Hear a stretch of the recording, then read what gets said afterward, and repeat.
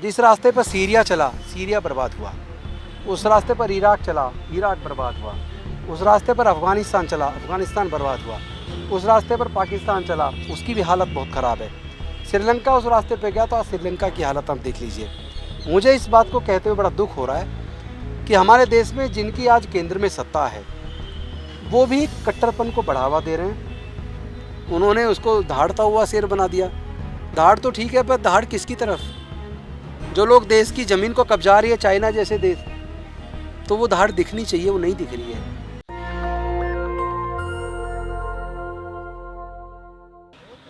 Sir, आज धम्म भगवंत दिवस है और आज के दिन वर्षावास शुरू होता है और आज के दिन ही भगवान गौतम बुद्ध ने 5 शिष्यों के साथ दीक्षा दी थी और अपने धम्म का जो प्रचार है वो शुरू किया गया था। क्या लगता है कि आज इस चीज़ की कितनी ज़रूरत महसूस होती है? सबसे पहले तो मैं समस्त दुनिया के लोगों को और भारत के लोगों को भी धम्मचक्र प्रवर्तन दिवस की शुभकामनाएं देता हूँ। आज इसे वर्षावास भी शुरू हो रहा है, उसकी भी शुभकामनाएं देता हूँ। रही बात इसका महत्व कितना है, इसका महत्व जिस तरह पूरे दुनिया में नफ़रत बढ़ी है, कट्टरपन बढ़ा है, जिन जिन देशों में नफ़रत बढ़ी है, जिन जिन देशों में कट्टरपन बढ़ा है, वो देश धीरे धीरे तबाह हुए हैं। उनके अंदर मारकाट बहुत भयंकर मात्रा में हुई है। वो देश आर्थिक तौर पर बिल्कुल बर्बाद हो गए। मुझे लगता है उन देशों से उनके कट्टरपन की वजह से जो बर्बाद हुए हैं, उससे सीख लेने का समय है। और ये जो लोग जो सीख नहीं लेते, उसी रास्ते पर चलते हैं, वो भी बर्बाद हो जाते हैं। जिस रास्ते पर सीरिया चला, सीरिया बर्बाद हुआ। उस रास्ते पर इराक चला, इराक बर्बाद हुआ। उस रास्ते पर अफ़गानिस्तान चला, अफ़गानिस्तान बर्बाद हुआ। उस रास्ते पर पाकिस्तान चला, उसकी भी हालत बहुत ख़राब है। श्रीलंका उस रास्ते पे गया तो आज श्रीलंका की हालत आप देख लीजिए। मुझे इस बात को कहते हुए बड़ा दुख हो रहा है कि हमारे देश में जिनकी आज केंद्र में सत्ता है, वो भी कट्टरपन को बढ़ावा दे रहे हैं और एक ऐसा माहौल बना दिया है जहाँ कोई भी व्यक्ति स्वतंत्रता पूर्वक अपनी बात नहीं कह सकता। जो बात अब से 600 साल से भी पहले संत कबीरदास जी ने कह दी, वो बात शायद आज कोई कहने की हिम्मत नहीं कर सकता। आज अगर कह देगा तो उस पर हमला हो जाएगा या उस पर केस बना के जेल में डाल देंगे। लोगों की भाषण और अभिव्यक्ति की आज़ादी को छीन लिया गया है। तो ये जो लोग ऐसा कर रहे हैं, वो बेशक खुश हो रहे हों, लेकिन मैं इतना दावे के साथ कह सकता हूँ, बड़े विश्वास के साथ, अनुभव के साथ कह सकता हूँ कि ये मार्ग सबके लिए कल्याणकारी मार्ग नहीं है। ये कट्टरपन का मार्ग देश के लिए बेहद ख़तरनाक है।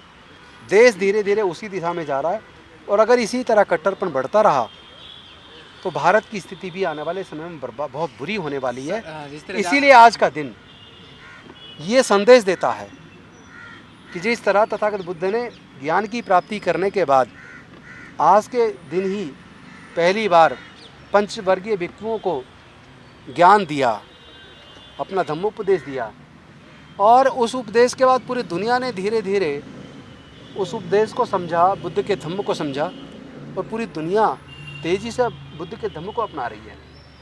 मैं बड़े भरोसे के साथ, विश्वास के साथ कह सकता हूँ, जितना ज़्यादा नफ़रत बढ़ेगी, जितना ज़्यादा कट्टरपन बढ़ेगा, उतनी बदहाली बढ़ेगी और एक समय आएगा जब पूरी दुनिया कहेगी कि अब हमें शांति की तलाश है, क्योंकि जहाँ शांति होती है वहाँ प्रगति होती है। और शांति की तलाश अल्टीमेटली बुद्ध के धम्म में जाकर पूरी होती है। इसलिए मैं विश्वास के साथ कह रहा हूँ, बुद्ध का धम्म जो किसी पर दबाव नहीं डालता, जो लोगों को बांटने की बात नहीं करता, जो लोगों में जहर पैदा नहीं करता, जो लोगों में नफ़रत पैदा नहीं करता, जो शांति और खुशहाली की, प्रगति की बात करता है, जो सबको समान दृष्टि से देखता है, जो सबके कल्याण की बात करता है, आने वाले समय में पूरे दुनिया के अंदर बुद्ध का धम्म बहुत तेज़ी से बढ़ेगा और बढ़ रहा है।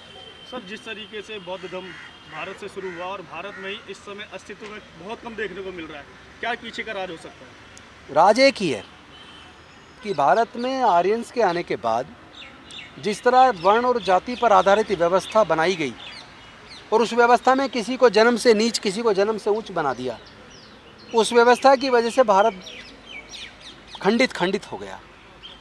भारत में चंद लोगों को पढ़ने का अधिकार था, चंद लोगों को व्यापार का अधिकार था, चंद लोगों को शस्त्र धारण करने का अधिकार था, बाकी मेजॉरिटी को तो मानवता का दर्जा ही नहीं था।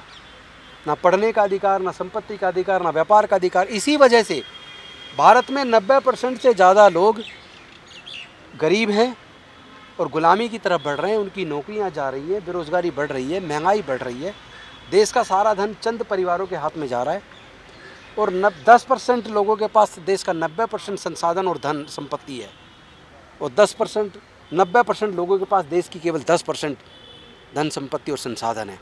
ये जो डिस्पैरिटी है ये देश को बांट रही है। बहुत तेज़ी से अंदर एक वर्ग क्लास बनती जा रही है जो आने वाले समय में बहुत खतरनाक होगा। जिस तरह सरकारों ने महंगी शिक्षा करके देश के गरीबों से, मज़दूरों से, किसानों से शिक्षा को छीन लिया है, फिर से ठेकेदारी प्रथा लाकर सरकारी संस्थानों को प्राइवेटाइज करके हमारे लोगों के आगे बढ़ने के रास्ते बंद किए हैं। इसमें अगर एक कोई बचा सकता तो एक ही तरीका है, इस देश का दलित, पिछड़ा, आदिवासी और गरीब मजदूर, किसान, वो सब लोग एकजुट हो जाएं और भारत का संविधान ही उन्हें बचा सकता है। बाकी तो मनुस्मृति तो फिर से वापस आकर सबके अधिकारों को छीनने का काम करने वाली है।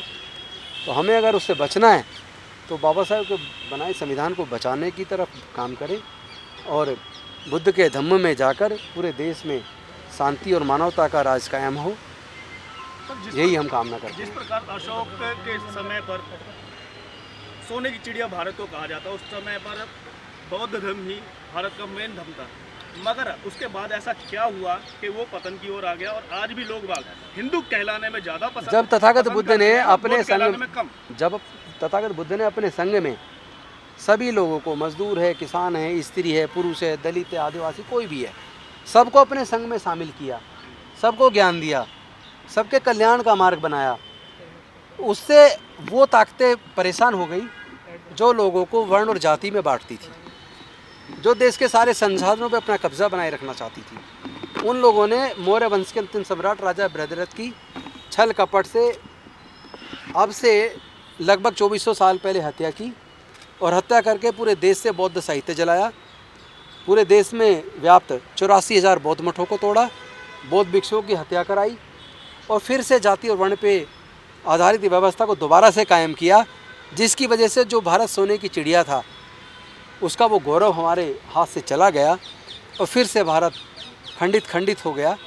तो मैं तो भारत के सभी लोगों से, दलित, पिछड़े, आदिवासी, मजदूर, किसान, यह सब लोग जो मानवता पसंद है, उनसे ये आह्वान करना चाहता हूँ कि आप लोग अगर शांति और विकास चाहते हैं तो इंसानियत को ही सबसे बड़ा धर्म मानिए। सब लोग एकजुट होकर बांटने वाली शक्तियों को कमज़ोर कीजिए और जोड़ने वाली शक्तियों को मजबूत कीजिए। सर, आपने श्रीलंका की बात की कि वहाँ माना जा रहा है कि बौद्ध धर्म था, वहाँ फिर भी हालात इस तरह हो गए, लेकिन भारत में तो नहीं, बौद्ध धर्म था, आप समझो बात को। बुद्ध का धम्म जो तथागत बुद्ध का दिया है उस पर चलेंगे तो सबका कल्याण है।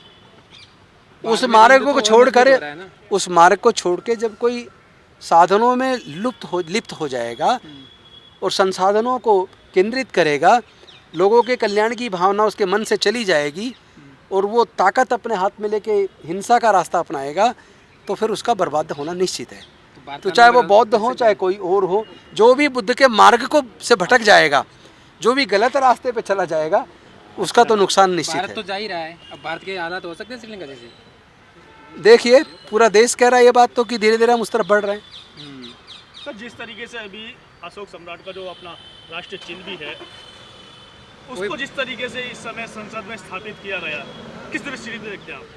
मुझे लगता है कि सरकार को जो राष्ट्रीय चिन्ह है, जो हमारे अभिलेखों के अंदर छिपा है, जो सारनाथ में है, जो वैशाली में है, सांची में, हर जगह मिलेगा आपको, जो हमारे नोट के अंदर छपा हुआ है, जो हमारे नेशनल आर्काइव्स के अंदर है, उसी को बनाना चाहिए था ताकि ये विवाद ना बने। लेकिन मुझे लगता है कि उनकी सोच अपनी जगह है, आप लोग उस पर ज़्यादा मुद्दा ना बनाएं। उन्होंने उसको दहाड़ता हुआ शेर बना दिया। दहाड़ तो ठीक है, पर दहाड़ किसकी तरफ? जो लोग देश की ज़मीन को कब्जा रही है, चाइना जैसे देश, तो वो दहाड़ दिखनी चाहिए, वो नहीं दिख रही है। केवल अपने राष्ट्रीय चिन्ह में दहाड़ का चिन्ह बनाने से काम नहीं चलेगा। हमारी देश की भूमि की तरफ जो आंखें गड़ी हैं, उनकी तरफ हमें धार बनानी पड़ेगी। मुझे लगता है यही एक मार्ग है। Thank you. नेशनल दस्तक की आपसे गुजारिश है कि अगर इसको बचाना चाहते हैं तो नेशनल दस्तक को सब्सक्राइब करने के लिए रेड कलर के सब्सक्राइब बटन को दबाएं, फिर बेल आइकन की घंटी दबाएं। नेशनल दस्तक को बचाने के लिए बहुत जरूरी है कि हर खबर को शेयर करें, लाइक करें, कमेंट जरूर करें।